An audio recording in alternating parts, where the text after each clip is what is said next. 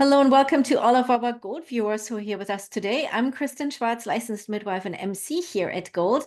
And here I am today with Dr. Miranda Buck. Welcome, Miranda. It's so good to have you here.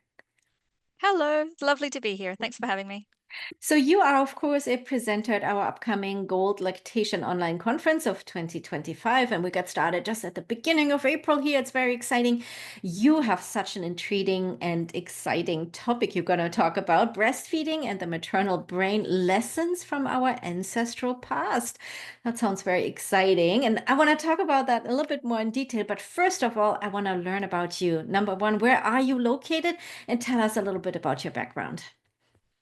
Okay. I live in Melbourne in Australia. I've been here for 18 years now, but originally I'm from London. And tell us a little bit about your work, something that you are very excited in. You just recently became a midwife too, right? I did, yes. I have to keep explaining to people that I did everything a bit backwards. So I was started out as a children's nurse, Mhm. and then a neonatal nurse, and worked for a long time in the neonatal space. And then I became a lactation consultant. That was when I was also teaching at the university and doing a lot of research. And then finally, just sort of 2 years ago, I think I finally felt grown up enough to become a midwife. And so in my workplace, actually, I did a training that was located where I was already working, which was wildly confusing for everybody because they were like, "Are you a lactation consultant today?" I'm like, "No, I'm a student." Um, but yeah, so I think everyone always assumed all the way through that I was a midwife, and they were very surprised that I wasn't. But now I'm absolutely loving it. It's so fascinating because you get to see the whole gamut, so to speak. Now, as a midwife, you see, prenatal and then birth, of course, and postpartum. And when you're, in your role as neonatal nurse, you see the itsy bitsy one that are coming either a little bit too early or, have some medical conditions too. So you have a great, advantage, and you worked really hard for that, so you can see also and educate your parents, the parents that come to you, if the little one has to go to the NICU, and kind of you see. And then of course you're a lactation consultant too, so you're like this unicorn, right? With all these hats that you're wearing. It's absolutely fascinating. So, and you're a researcher, and I know you really are into research and digging deep into going into the rabbit holes, right? And your topic here, breastfeeding and the maternal brain, lessons from our ancestral past. So tell me a little bit about it. I mean, that must have been one of those topics where you go like deep and go like, woof, there's so much to discover. Yeah, I think a lot of the time when we are helping people with their breastfeeding problems or the problems of their kind of newborn behavior and early parenting, um, s- we often give them solutions, but I think the bit that's missing is why. So I think Mm, it's easy to give somebody a solution to a problem, but if you never explain to them why the problem is happening or why they perceive a normal behavior to be a problem, then it doesn't give them the adaptability to think about different solutions. If we just give them one way, and I think often there is just this is the way. You must do this, follow this regime, or read this book, or you have this whatever technique it is, then if people don't understand why their baby's behaving this way, then they're stuck, particularly if a solution doesn't work for them. mhm, So I think more and more and more, I found myself talking about gorillas, and I found myself talking about cave woman. I talk about cave woman and cave baby a lot. And I think when you're thinking about why is my baby behaving like this? Why is breastfeeding like this? Why are these solutions not working for me? Often it's just think about what was cave woman doing? mhm, What are the hormones of pregnancy and breastfeeding? What do they want you and your baby to do? mhm, How is it all geared towards survival? What was the early environment like? Because our brains are still those primitive brains. We haven't evolved really past being the same as we were 10,000 years ago.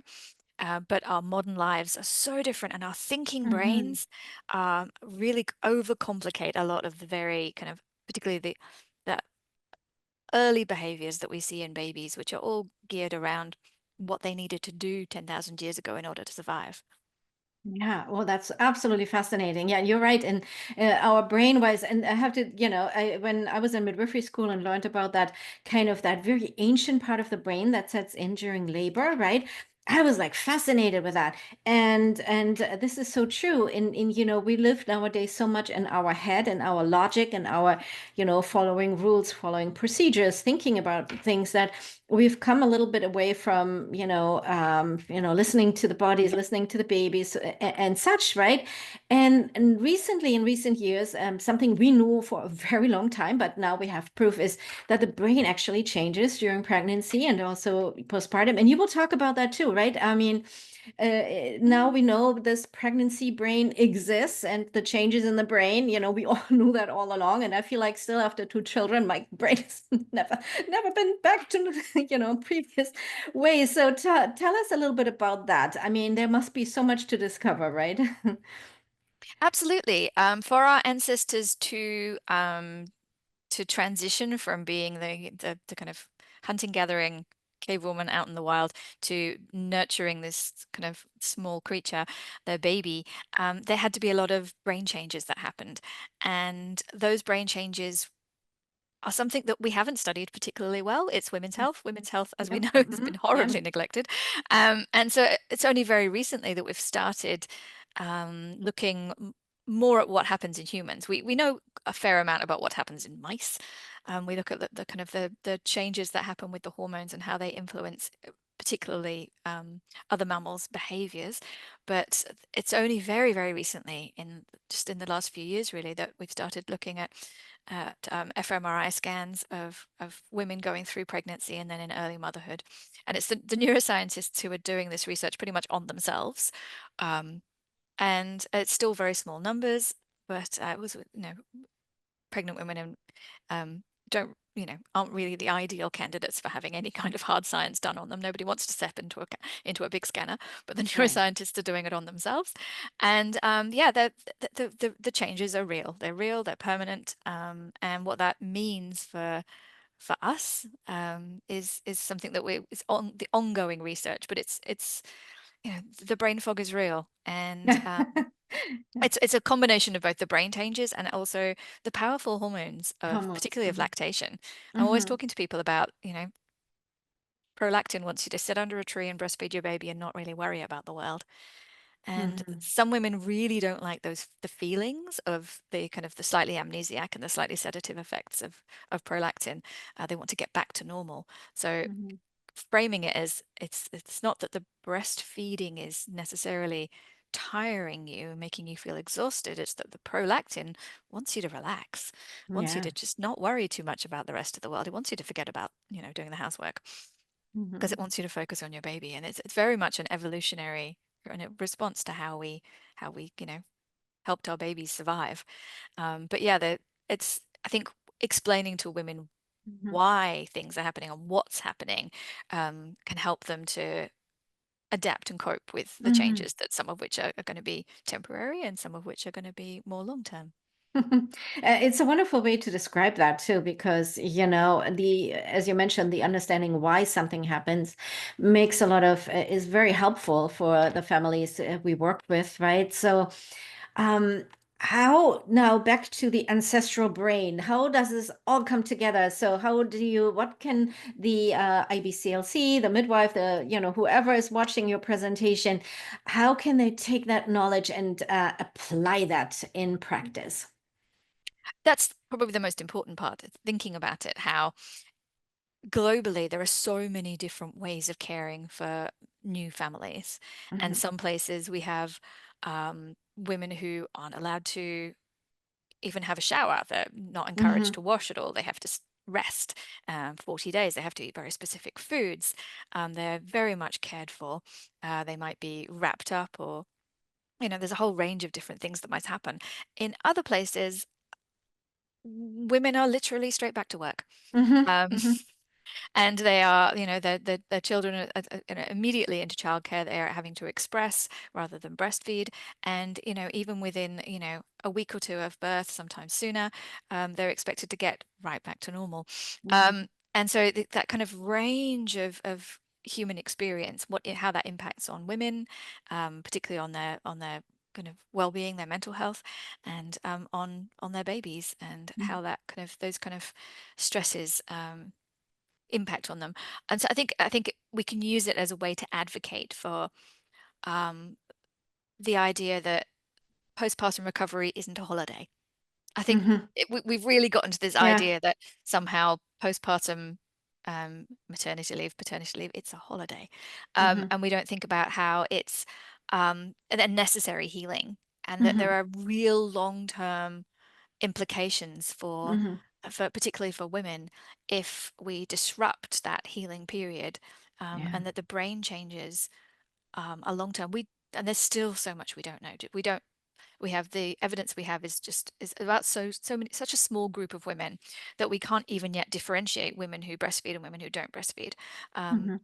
and women who breastfeed directly and those who pump. We don't know if these have kind of different ways of interacting and ways of parenting, um, impact on how your brain regrows the volume of the gray matter that we know it does over the first 2 or 3 years after you've had a baby. Yeah, wonderful. Yeah, as you said, it's not a holiday, and that reminds me of like some politicians here recently said, "Oh, maternity leave, that's a holiday." It's not a holiday, and I wish, this is like, especially for advocacy, this knowledge, this research is so important because, to bring like facts and data to show, listen, this is important. We need to care for women. We need to do more research. We need to take care of the women and the babies that way, because it's important for our society, and well-being, and for future generations as well. So, absolutely important there. Well, before I let you go, Miranda, any last words for our viewers here? I'm just really grateful to be here again. It's Gold is one of my favorite events of the year, and I'm really excited about listening to some of the other presentations as well. And now that I'm a midwife, maybe there'll be Gold Midwifery too, and I can listen to all those presentations, because I love the fact that it's global, and that I know when people come into my talk, I have people from all over the world in all sorts of different Right. time zones, and it's a really lovely way to connect with other professionals.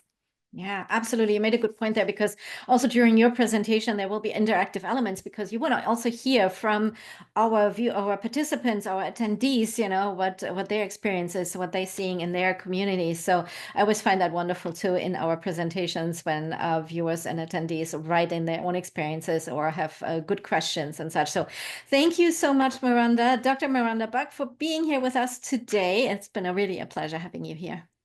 Thanks again. And now some information for our viewers. If you want to learn more about this wonderful presentation that was titled Breastfeeding and the Maternal Brain, Lessons from Our Ancestral Part, and all past and all the other presentations in the conference, we invite you to go to goldlactation.com.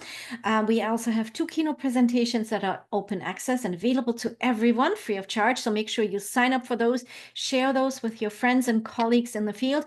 And I hope to see everyone at the conference. Bye-bye, everyone.